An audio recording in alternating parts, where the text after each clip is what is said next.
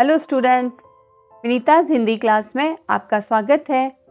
आज हम कक्षा 10 की पुस्तक स्पर्श का पाठ डायरी का एक पन्ना पढ़ेंगे। यह पाठ सीताराम सेकसरिया द्वारा लिखित एक संस्मरण है जो हमें सन 1931 के आसपास हो रही राजनीतिक हलचल के बारे में बताता है। सीताराम सेकसरिया आज़ादी के दीवानों में से एक थे। वह दिन प्रतिदिन जो भी देखते, सुनते और महसूस करते थे उसे अपनी एक निजी डायरी में लिखते रहते थे।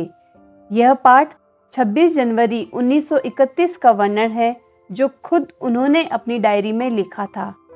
इसके बारे में आगे और पढ़ते हैं। लेट्स स्टडी पाठसार ऑफ डायरी का एक पन्ना।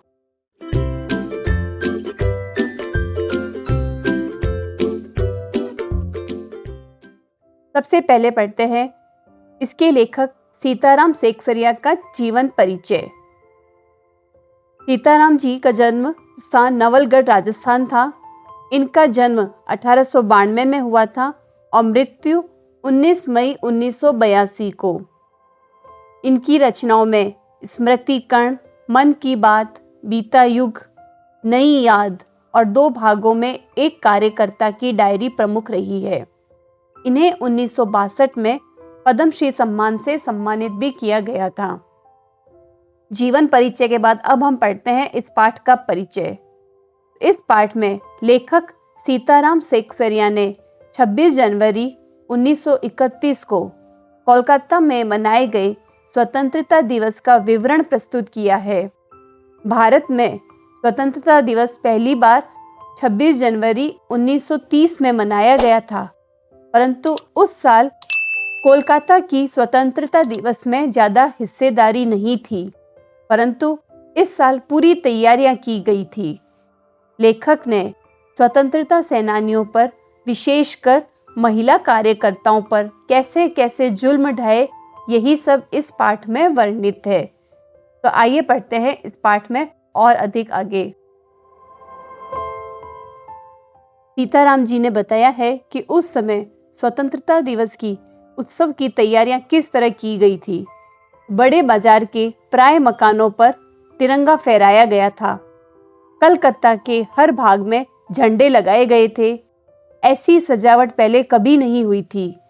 पुलिस भी प्रत्येक मोड़ में तैनात होकर अपनी पूरी ताकत से गश्त दे रही थी। घुड़सवारों का भी प्रबंध था। मॉन्यूमेंट के नीचे जहां सभा होने वाली थी उस जगह को पुलिस ने सुबह 6 बजे ही घेर लिया। फिर भी कई जगह सुबह में ही झंडा फहराया गया। श्रद्धानंद पार्क में बंगाल प्रांतीय विद्यार्थी संघ के मंत्री अविनाश बाबू ने जब झंडा गाड़ा तब उन्हें पकड़ लिया गया और तारा सुंदरी पार्क में बड़ा बाजार कांग्रेस कमेटी के युद्ध मंत्री हरीश चंद्र सिंह को झंडा फहराने से पहले ही गिरफ्तार कर लिया गया।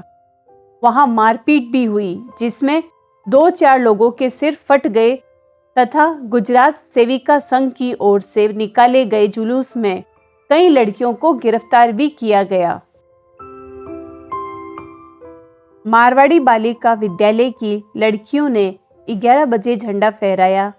जगह जगह उत्सव और जुलूस के फोटो उतारे गए। कई आदमियों को पकड़ लिया गया जिनमें पूर्णोदास और पुरुषोत्तम राय प्रमुख थे। सुभाष चंद्र बोस के जुलूस का भार पूर्णोदास पर था। स्त्री समाज भी अपना जुलूस निकालने और ठीक स्थान पर पहुंचने की कोशिश कर रही थी। 3 बजे से ही मैदान में भीड़ जमा होने लगी और लोग टोलियां बनाकर घूमने लगे। इतनी बड़ी सभा कभी नहीं की गई थी। पुलिस कमिश्नर के नोटिस के आधार पर अमुक अमुक धारा के अनुसार कोई सभा नहीं हो सकती थी और भाग लेने वाले व्यक्तियों को दोषी समझा जाएगा। काउंसिल के नोटिस के अनुसार 4:24 पर झंडा फहराया जाना था और स्वतंत्रता की प्रतिज्ञा पढ़ी जानी थी। ठीक 4 बजे सुभाष चंद्र बोस जुलूस के साथ आए। भीड़ ज्यादा होने की वजह से पुलिस उन्हें रोक नहीं पाई। पुलिस ने लाठियां चलाई, कई लोग घायल हुए और सुभाष बाबू पर भी लाठियां पड़ी।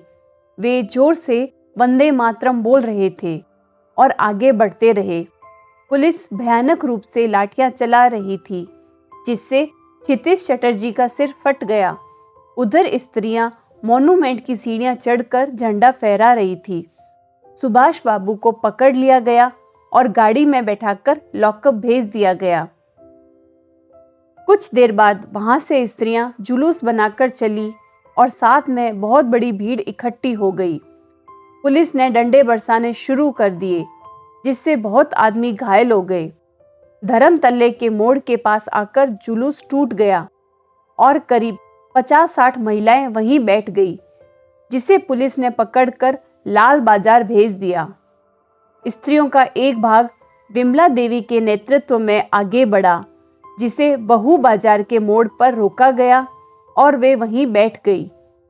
1.5 घंटे बाद एक लॉरी में बैठाकर लाल बाजार ले जाया गया। ब्रजलाल गोयनका को भी पकड़ा गया और मदालसा भी पकड़ी गई। सब मिलाकर 105 स्त्रियां पकड़ी गई, जिन्हें बाद में रात को 9 बजे छोड़ दिया गया। कलकत्ता में आज तक एक साथ इतनी ज्यादा गिरफ्तारी कभी नहीं हुई थी। करीब 200 लोग घायल हुए थे। पकड़े गए आदमियों की संख्या का पता नहीं चला, पर लाल बाजार के लॉकअप में स्त्रियों की संख्या 105 थी।